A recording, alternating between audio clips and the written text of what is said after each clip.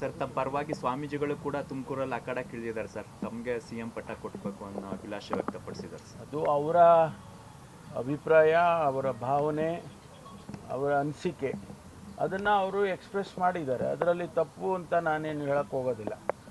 ಅದರಲ್ಲಿ ಅವರ ಅನಿಸಿಕೆಗಳನ್ನ ನೀವು ಹೇಳಿದ ತಪ್ಪು ಅಂತ ನಾನೇ ಕೇಳಬೇಕು. ಸಮುದಾಯಕ್ಕೆ ಕೊಡಬೇಕು ಅನ್ನೋ ಇದೆಯಾ ಸರ್? ಆ ಥರ ಇದೆಯಾ? ಬದಲಾವಣೆ ಆದರೆ ಕೊಡಬೇಕು ನೀವೇ ಹೇಳ್ತಾ ಇದ್ದೀರಲ್ರಿ, ಎಲ್ಲ ಕಡೆ ನೀವು ಹೇಳ್ತಾ ಇದ್ದಾರೆ ಅಂತ ನೀವೇ ಹೇಳ್ತಾ ಇದ್ದೀರಾ. ಸರ್, ಈಗ ದ್ವೇಷ ಭಾಷಣ ಮುಗಿಸಿದ್ರೆ ರಾಜ್ಯಪಾಲರಿಗೆ ನೀವು ಮನವರಿಕೆ ಮಾಡ್ತೀರಾ? ಯಾಕಂದ್ರೆ ಕೇಂದ್ರ ಸಚಿವರು ಶೋಭಾ ಕರಂದ್ಲಾಜೆ ಅವರು ಪತ್ರ ಬರೆದವ್ರೆ. ನೋಡಿ, ಈಗ ಎರಡೂ ಸದನದಲ್ಲಿ ಪಾಸಾಗಿದೆ. ಅದು ಈಗ ರಾಜ್ಯಪಾಲರಿಗೆ ಹೋಗುತ್ತೆ. ರಾಜ್ಯಪಾಲರು ಒಂದು ವೇಳೆ ನಮ್ಮ ಕ್ಲಾರಿಫಿಕೇಶನ್ ಕೇಳಿದರೆ ನಾವು ಕೊಡ್ತೇವೆ. ಯಾವುದೇ ಕ್ಲಾರಿಫಿಕೇಶನ್ ರಾಜ್ಯಪಾಲರು ಕೇಳಿದರೆ ಕೊಡ್ತೇವೆ ಅದನ್ನು. ಓಕೆ.